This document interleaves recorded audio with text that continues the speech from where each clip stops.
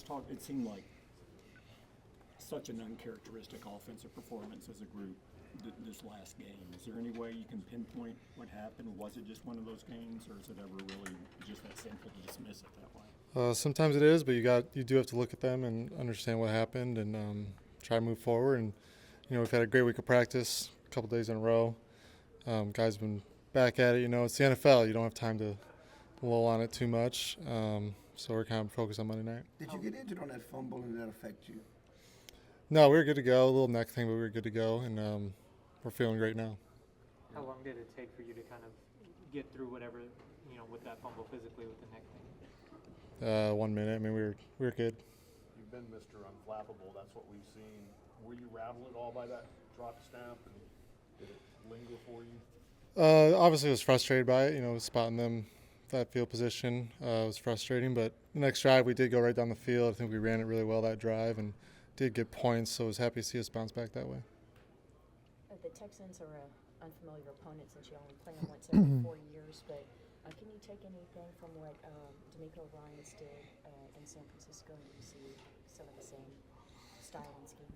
Yeah, you see a lot of the same style. They're fast, physical defense that flies around. They got dudes at every level of the defense, and that's kind of his imprint. And you see some of the San Fran things as well. And that defense has been around for a while, and it's been always productive. The circumstances are a little different than 2 years ago when you were filling in. Do you feel the sense of needing to kind of keep guys' spirits up, and if so, how do you do that? Don't feel the need. I think we have a good enough group, on both sides of the ball that you're just putting your head down and working. Obviously, winning will make everyone feel better, and I think we all know that, and that's why we're so desperate to get one, and why we're focused on that. How does it affect the starting quarterback if another quarterback comes in for a play or two, just in terms of a package or something like that? Do you have to get your rhythm back when you come back in? Not necessarily. Whatever package is out there, you're kind of hoping it goes for 50 yards and helps us out. And, it's not a rhythm thing or anything like that. One of your best attributes is the fact that you're even keel. You never get too high, too low. How can that work in your favor as you try to bounce back from last week's game? Yeah, like I said, it's the NFL. You're going to win, you're going to lose. You're going to get your butt smacked sometimes. And the beauty is that, it's right back to it's the next week. You don't have to wait a whole year. You don't have to do all that. And, it's right here, right in front of you, and it doesn't really allow you to dwell on the last game as much. And so that's kind of what we're doing. Cooper, you haven't had a lot of experience with losing. I mean, this was just your second loss as a starter in the NFL. What was your process to flush it? Was there anything non-football-wise you did late Sunday, and how do you kind of regroup for this week?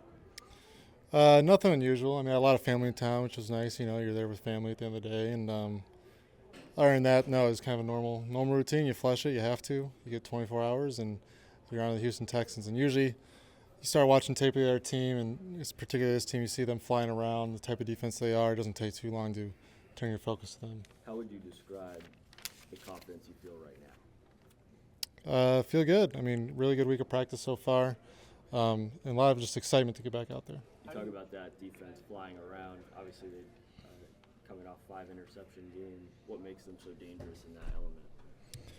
Yeah, I think they're a smart group. They do what they do, and they do it really well. They know what they are, and they line up and play fast downhill. Like I said, it's kind of the head coach's style when he was in San Fran, and still lives there in Houston, and it's all over the tape. How do you prepare going into this stretch, just for the short weeks? I missed both those. How do you prepare going into the stretch for the short weeks that you'll have after this? Yeah, coach will lay out a good plan. It is exciting. You get to play 3 games, rather quickly, and can rack up wins real fast that way. And so we'll get there when we get there. Have you heard from Dak this week? Is he still trying to stay involved, or are you telling him, dude, just take care of yourself? Yeah, I talked to him before the surgery the other night. He's doing good, and I think he'll be back in town sometime this weekend. So, yeah, he'll be around. I think, you had 23 attempts and 45 passing yards. Have you ever been in a situation like that before where your yards per attempt are that low, and what was anything you can attribute to why so many of those passes were just? I don't know, just kind of the flow of the game. Something just happened. I can't recall if I've ever done something like that in college or anything, but You know, sometimes defense dictates things. Other times it's yourself, and other times it's just not executing. So nothing too crazy. What do you see out of Rico Dowell right now? How much can he help what you're trying to accomplish? Yeah, Rico's running hard. He's running fast, running hard. He broke a couple long ones there for us last week, and he's been doing that all year. He's been consistent, and we look forward to every time he touches it. Zach is banged up pretty good, shoulder and some other stuff. When he's still out there wanting to play, what does that tell guys? What does that show guys? Yeah, it's just who he is. It's Zach Martin, first ballot Hall of Famer. It's an example of what that looks like in terms of toughness, competitiveness. And it's a great example for guys to go off of and look to. And I don't think anybody needs inspiration, but that can help guys, get motivated maybe. Mike McCarthy talks about the adversity. What stands out to you about how he's handled this right now? Yeah, I mean, he's obviously been around the NFL forever, so it's nothing new for him. He's mentioned that to us, and he's just, like I said, week to week in the NFL, you don't have much time to talk about a lot of things. You're kind of game plan on to the next, and having an experienced head coach, experienced play caller who's been in a bunch of situations is helpful.